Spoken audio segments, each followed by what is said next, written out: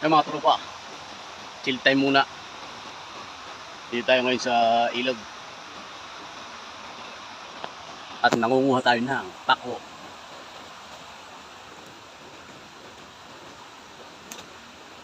Wow. Oh. Napakasarap nitong salad.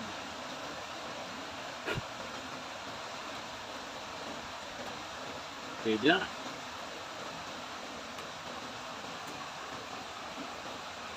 Sarap.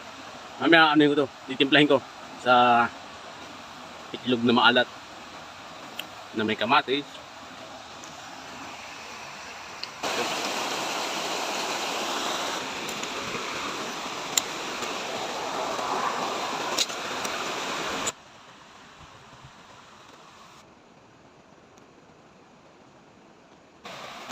Yo.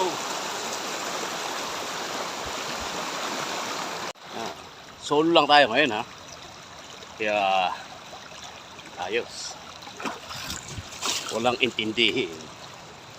Kaya lang ingat tayo dahil pamax din tayo. Walang makakalam dahil solo. Alright. Marami sana kaya lang naunahan na. Meron ng mga pinagputulan. Unahan na tayo. Manguha pa po tayo dun sa mandaron. Kulang pa. Sarap to kaya kailangan madami. Favorite din ito ng aking family. Hanap pa tayo, madami. Kaya lang, mas marami yung pako na hindi nakakain yan. Pakong buaya ang tawagin dito sa akin. This. No. This one. Kita nyo pagkakaiba. Mabalahibo itong isa. Ito isa, mas berde. Ano kaya mga tropa? Ito na lang kunin kong pako. Pag may isang haba, baka isang kaldero na. Ano? Oh, yun o, yung talbos.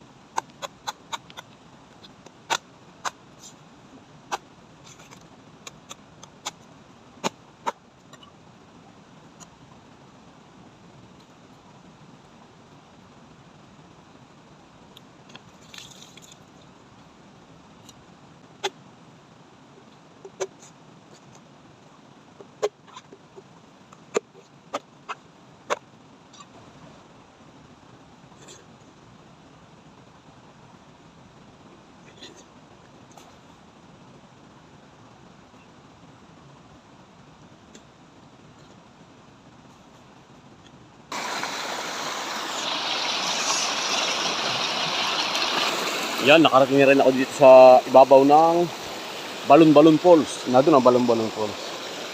Ang pa po tayo dito ng pako. Ito pa rin naman.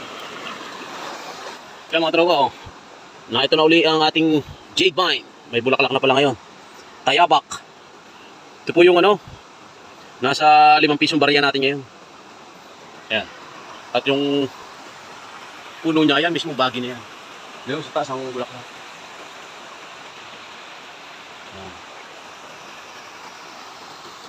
Minsan natatimingan ko, napakadaming bulaklak dito. Oh, ganda. Jade vine. Yan mga tropa.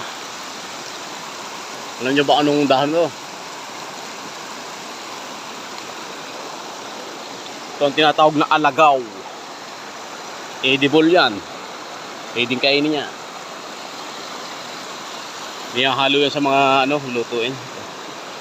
Mabango pang tanggalan lang sa dagdag aroma sa mga lutuin. Wala na tayong tubig.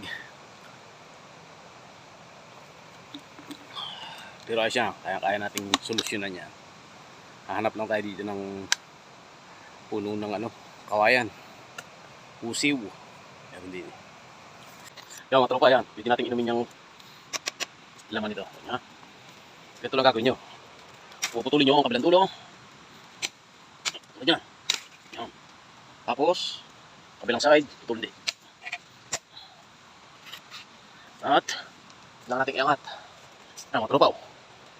Yan.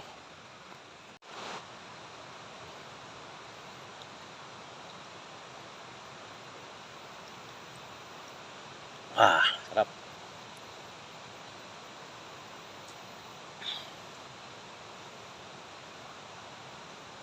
Yan.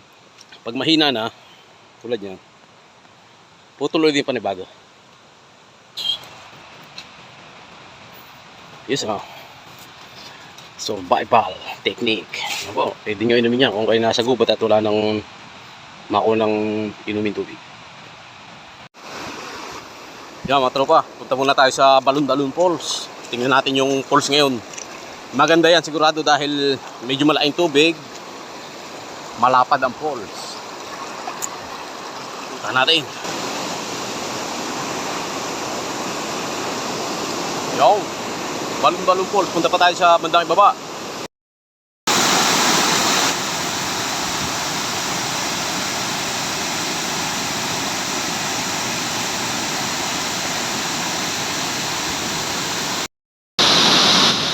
Yan mga tropa, nakita nyo naman ang ganda ng Balon-Balon Falls.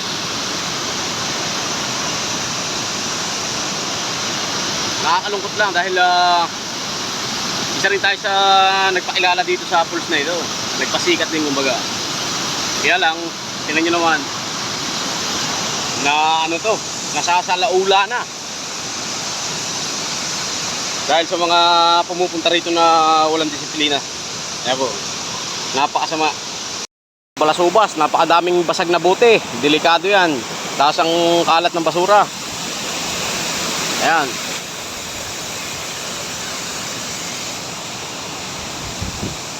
Dapat yung mga ganyan hindi na napunta rito. Ayan o, napaka-delikado yan. Daming bubog. Parang sinasadya yan. Sinasadyang basagin. Delikado. Ayun, ganda ng falls oh. Kaya lang pag ganyan, grabe, ang nangyayari dito. Napaka walang disiplina ng mga tao. Yan. Kaparating din naman sa barangay ito, ang nangyari na ganyan. Bahala na silang umaksyon dahil kanila ng mga ano to, pagmamayari. Sila namamahala dito. Nakakano, dapat hindi na natin pinakilala to.